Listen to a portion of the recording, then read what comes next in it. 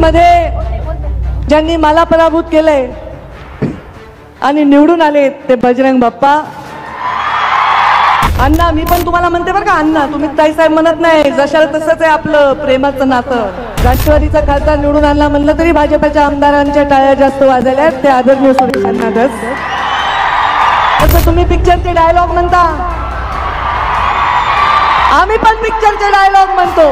सुरेश अण्णा, तुम्ही आपल्या जयदत्तचं लग्न केलं तेव्हा मला साडी घेऊन पत्रिका घेऊन आला होता, तेव्हा मी आले. माझंही भाग्य मोठं आहे ना, मी पण मुख्यमंत्र्यांची लाडकीच वाटते, कारण मी त्यांच्या हेलिकॉप्टर मध्ये आले. मध्ये ज्यांनी मला पराभूत केलंय आणि निवडून आले ते बजरंग बाप्पा.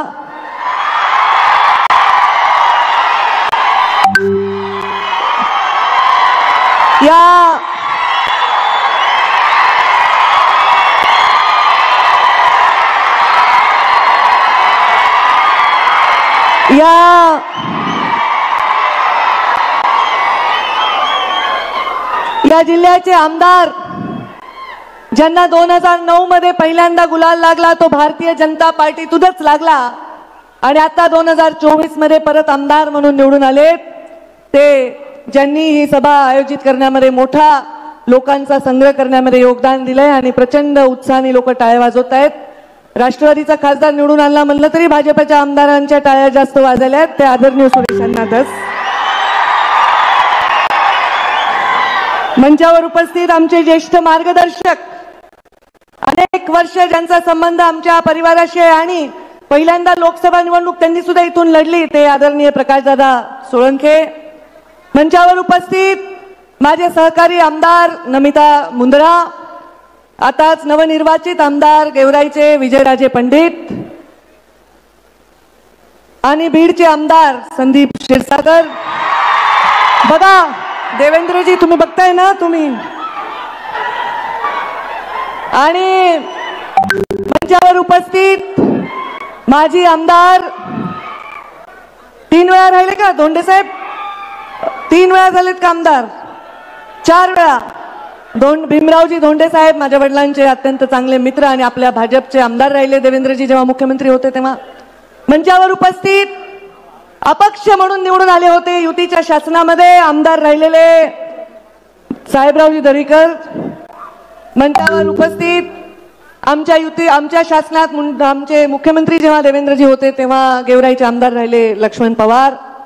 मंचावर उपस्थित जलसंपदाचे सचिव दिलीप कपूरजी, आयुक्त गावडेजी, पाठकजी, जिल्हाधिकारी आमचे आणि आदित्य जीवणे सीईओ, समीर काझी अध्यक्ष वक्फ बोर्डाचे, आमचे भाजपाचे जिल्ह्याचे अध्यक्ष शंकर देशमुख आणि मंचावर उपस्थित सर्व इतर मान्यवर आणि या सभेला मोठ्या संख्येने आलेले सर्व शेतकरी बांधव, वडीलधारी मंडळी, तेवढ्याच मोठ्या संख्येने, त्याहूनही अधिक संख्येने आलेल्या आमच्या लाडक्या बहिणी. देवेंद्रजी, या सगळ्या तुमच्या लाडक्या बहिणी आहेत आणि अत्यंत जोरात घोषणाबाजी करून या कार्यक्रमाचा उत्साह वाढवत असलेले देवेंद्रजी, आपल्याला बाहुबली म्हणून संबोधित करणारे हे सर्व युवा बांधव.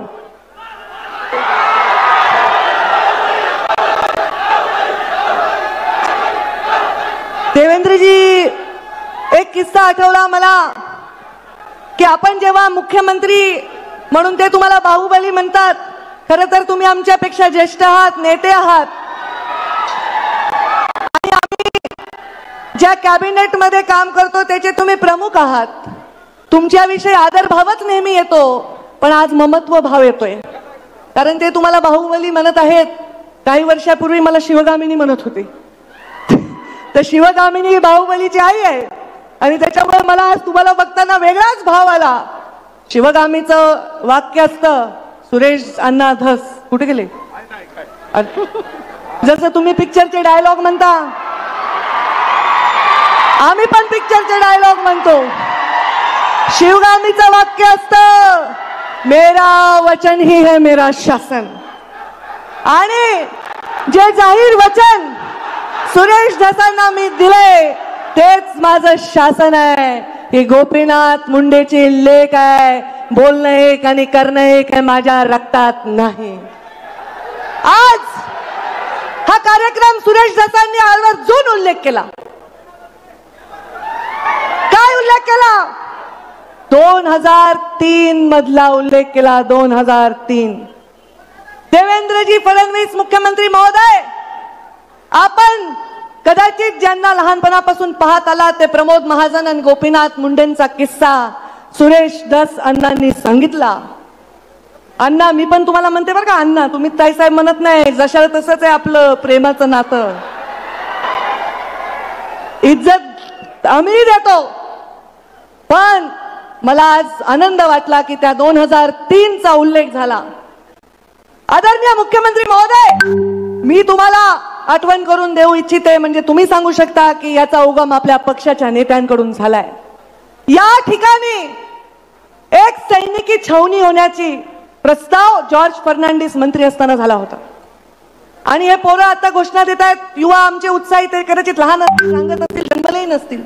2003 यामध्ये प्रमोद महाजनांना एक पत्र मुंडे साहेबांनी 2003च्या जानेवारीत दिलं आणि 19 फेब्रुवारी 2003 ला जॉर्ज फर्नांडिसांना पत्र दिलं की हे 40-42 जे गाव आहेत हे माझे गाव आहेत, तिथे राहणारे माणसं माझे जीवाभावाचे, इथे सैनिकी छावण्या करू नका, इथे शेतकरींचा उदरनिर्वाह शेतीवर जातो, या जमिनी बागायती असून इथे पाणी येण्यासाठी इथे एखादी उपसा सिंचन योजना करा. हे 2003 चं त्यांचं पत्र, ज्याचा आवर्जून सुरेश अण्णांनी उल्लेख केला. आपल्या जिल्ह्याच्या शेतकऱ्यासाठी, आपल्या जिल्ह्याच्या तळागाळातल्या माणसासाठी सदैव काम करताना, कुठली भूमिका घेताना कधी मागे पुढे बघायचं नाही. आजच्याही कार्यक्रमात चर्चा होती, पंकजा मुंडे येणार येणार येणार, का नाही येणार बाबा? सुरेशांना, तुम्ही आपल्या जयदत्तचं लग्न केलं तेव्हा मला साडी घेऊन पत्रिका घेऊन आला होतात, तेव्हा मी आले. धाकट्याचं नाव काय? सागरचं करताल, तेव्हा बोलवलं तर येईन बाबा, नाही बोलवलं तर नाही येणार. पण हा कार्यक्रम शासनाचा आहे आणि आज तरी शासन देवेंद्र फडणवीस आणि पंकजा मुंडे मंत्री आहे, राधाकृष्ण वाके पाटील मंत्री आहे, तेव्हा मी आले. तुम्ही घरगुती कार्यक्रमाला बोलवलं तर येईन, पण हा सरकारी कार्यक्रम आहे आणि हा माझ्या शेतकऱ्यांच्या भविष्याचा कार्यक्रम आहे. त्यामुळे इथे कुठे बॅनर मध्ये फोटो आहे का, पत्रिकेत नाव आहे का, माझी खुर्ची कुठे आहे, ह्या कसल्याही गोष्टीत मी पडले नाही. तुमच्यात जरी बसून मला बसता आलं तरी मी आले असते. पण माझंही भाग्य मोठं आहे ना, मी पण मुख्यमंत्र्यांची लाडकीच वाटते, कारण मी त्यांच्या हेलिकॉप्टरमध्ये आले. पण देवेंद्रजी फडणवीसांना मला सांगायचंय, बीड जिल्ह्यात जेव्हा 6 पैकी 5 आमदार निवडून येतात तेव्हा तुम्ही मुख्यमंत्री होता. बीड जिल्हा फार लकी आहे, कारण बीड जिल्ह्यामध्ये 19 मध्ये 14 मध्ये 6 पैकी 5 आमदार निवडून आले. आता आमचे सहकारी आमच्या बरोबर आहेत, आमच्याबरोबर राष्ट्रवादी आहे, अजितदादा पवारांचेही आमदार आहेत. आम्ही मरमर करून काम करून निवडून आणलंय. आज आम्ही एकत्र आहोत. ते पालकमंत्री आहेत, त्यांना विश्वास आहे की पालकमंत्री झाल्यानंतर कडकपणे काम करून या जिल्ह्याच्या कानाकोपऱ्यात विकास देण्यासाठी ते आम्हाला नेहमीच सहयोग करतील. पण आज देवेंद्रजी तुम्ही मुख्यमंत्री झालात तेव्हा पहिल्यांदा आलात, 5 आमदार या बीड जिल्ह्याचे झाले आणि मी पण मंत्री झाले. बघा, मी मंत्री झाले आणि तुम्ही मुख्यमंत्री झाला, थोडंसं लक आमचं पण आहे. पण तुम्ही मुख्यमंत्री झाल्याचा आनंद हा आहे, कुठला अभिनिवेश नाही, कुठला बडेजाव नाही. मला माहिती, जेव्हा हे भाऊबिलीच्या घोषणा देत आहेत, कारण देवेंद्रजींना मी ज्या पद्धतीने ओळखते, तुमच्यापैकी मंचावरचं मला नाही वाटत तेवढं पद्धतीने ओळखतंय कोणी. देवेंद्रजी थोडेसे ओशाळलेत, थोडे लाजायलेत, कारण हे त्यांना कदाचित फार अस्वस्थ करणार आहे. पण काम करा, कामाने तुम्ही कीर्ती रूपाने उरा, हे संस्कार भारतीय जनता पार्टीचे राष्ट्रीय स्वयंसेवक संघाचे आहेत. आणि त्यामुळे आज त्या संस्कारात वाढलेला एक माणूस या राज्याचा मुख्यमंत्री झालेला आहे आणि माझ्या बीड जिल्ह्यामध्ये आले आहे. त्यामुळे मी येणार म्हणजे येणार.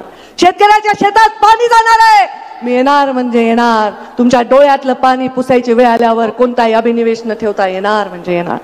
कामासाठी, या जिल्ह्याच्या विकासासाठी, या जिल्ह्याची कॉलर टाईट करण्यासाठी कोणताही भेदभाव कधी करणार नाही. सुरेश अण्णांनी पण उल्लेख केला, 5 वर्ष मी मंत्री राहिले, पालकमंत्री राहिले, पण एवढा सुईच्या टोकावरची सुद्धा घटना कधी घडू दिली नाही. या जिल्ह्यामध्ये कानाकोपऱ्यामध्ये विकास करताना कधी कुणाचे जात धर्म विचारला नाही. सुरेश अण्णांसाठी देवेंद्रजी फडणवीस उभे राहिले आणि आम्ही रात्रीचा दिवस एक केला आणि तेव्हा त्यांना निवडून आलं. ते म्हणले ते हरळ उगवली वगैरे त्यांची भाषा खरंच आहे, काम करणाऱ्या माणसावर हरळ उगवते जर त्याला पद नाही दिलं. आणि त्याला पद देत असताना कधीही कुठल्या गोष्टीचा विचार नाही करणारं काम आम्ही केलेलं आहे. आज या बीड जिल्ह्याचं नाव या देशामध्ये अनेक क्रांतीवीरांमुळे झालं, गोपीनाथ मुंडे, प्रमोद महाजनांमुळे झालं, या जिल्ह्यामधल्या अनेक नेत्यांमुळे झालं. इथे सांगितलं की केशर काकू क्षीरसागर एक महिला असून सतत खासदार राहिल्या, विमलताई पालकमंत्री राहिल्या, प्रीतमताई खासदार राहिल्या. त्यांनी सुद्धा या कुंटेपळची ईसी देण्यासाठी 3 दिवस बसून तिथे ईसी आणून दिली. प्रत्येकाने याच्यामध्ये योगदान दिलेलं आहे. कारण या जिल्ह्याच्या शेतकऱ्याच्या पाठीमागे या जिल्ह्याच्या प्रत्येक पक्षाचा, प्रत्येक विचाराचा, प्रत्येक जातीचा नेता उभा आहे. हे चित्र या राज्यामध्ये जावं ही माझी इच्छा आहे. देवेंद्रजी एकच वाक्य बनून सांगेन, हा जिल्हा आहे ना, जसा सह्याद्री कळला नाही मोगलांना, त्यांनी शिवाजी महाराजांना त्यांना वाटते हे मुठभर सैन्य घेऊन आम्हाला सारखे कसे हरवतात. सह्याद्रीच्या कराकपारीमध्ये फिरणारे मावळे कसे गायब व्हायचे, कसे यायचे, कसे आक्रमण करायचे हे त्यांना कळलं नाही. सह्याद्रीच्या अंगाखेंद्यावर खेळलेल्या शिवबा आणि त्यांच्या मावळ्यांनी मोगलांच्या नाकात दम केला होता. तसा हा माझा जिल्हा सुद्धा आहे. हा गडांचा जिल्हा आहे. गडांवरून राजकारण होतं असं बाहेर वाटलं तरी गडांवरून राजकारण होत नाही. गडांच्या गादीवर लोक नतमस्तक होतात. पण या जिल्ह्यामध्ये कोणीही व्यक्तीला कधी पूजत नाही. हा जिल्ह्यामधला माणूस विकासाच्या पाठीमागे भक्कमपणे उभा राहिलेला आहे. म्हणून ज्यांच्या पाठीमागे कुणाचा बाप खासदार नाही, आमदार नाही, असेही लोक इथे मोठे नेते झालेले आहेत. आमचे तर वडील नेते होते, तो आशीर्वाद आमचा अधिकचा आहे. पण पायामध्ये कधी माती न लागता, काटा न लागता जीवन जगलेला माणूस जेव्हा काट्यात चालतो त्याचाही सन्मान होतो. असे आमचे नरेंद्र मोदी आमचे प्रधानमंत्री म्हणून आम्हाला लाभलेले आहे. देवेंद्रजी, तुम्हाला प्रधानमंत्र्यांचे आशीर्वाद लाभतात. शेवटी काम सगळे करतात, कष्ट सगळे करतात, सगळ्यांना जीवनामध्ये योगदान असतं. तुम्ही मुख्यमंत्री व्हावं म्हणून आम्ही सुद्धा रात्रंदिवस प्रचार केला, घसा कोरडा करेपर्यंत सभा घेतल्या. आम्हाला माहित होतं की तुमच्या हातामध्ये हे नेतृत्व येणार आहे. नरेंद्र मोदींनी जसा तुमच्या डोक्यावर नेहमी हात ठेवलाय, तुम्ही सुद्धा तुमच्या अनुयायाच्या डोक्यावर हात ठेवून अशी विकासाची कामं करत आलात, करत राहाल आणि बंधकी, भाईचारा ह्या वाढवत राहाल अशी अपेक्षा मी तुमच्याकडनं व्यक्त करते. माझ्या जिल्ह्यामध्ये परत एकदा तुमचं स्वागत करते आणि तुमच्या या कामासाठी, तुम्ही दिलेल्या या सहकार्यासाठी तुमचे मनापासून मी अभिनंदन करते आणि आभार मानते आणि माझ्या वाणीला विराम देते. धन्यवाद. जय हिंद, जय महाराष्ट्र. मुख्यमंत्री देवेंद्र फडणवीस बुधवारी आष्टी दौऱ्यावर होते. आष्टी दौऱ्यादरम्यान मुख्यमंत्री देवेंद्र फडणवीस यांनी सुरेश धस यांचा उल्लेख आधुनिक भगीरथाची उपमा दिली. सुरेश धस एकदा मागे लागले की पार डोकं खाऊन टाकतात असं देवेंद्र फडणवीस म्हणाले आणि उपस्थितांमध्ये एकच हशा पिकला. तर सुरेश धस यांनी देवेंद्र फडणवीस यांचा उल्लेख देवेंद्र बाहुबली असा केलाय. तर पंकजा मुंडेंनी स्वतःला शिवगामी म्हटलं. नेमकं काय घडलं जाणून घेऊ. सुरेश धसांच्या आष्टीमध्ये ब्लॉकबस्टर बाहुबलीचा खेळ चांगलाच रंगला होता. या खेळाला बीड जिल्ह्यातील एकापेक्षा एक दिग्गज जमले होते. निमित्त होतं दुष्काळी भागात कुंटेपळ साठवण तलावाच्या भूमिपूजनाचं. मुख्यमंत्री झाल्यानंतर देवेंद्र फडणवीस पहिल्यांदाच आष्टीत येत होते. जिल्ह्यातील सगळे आमदार आणि खासदार एकाच मंचावर जमले होते. धस विरुद्ध मुंडे वादाच्या पार्श्वभूमीवर धनंजय मुंडे येणार का हा प्रश्न होताच. डोळ्यांच्या शस्त्रक्रियेमुळे त्यांना हजर राहता आलं नाही.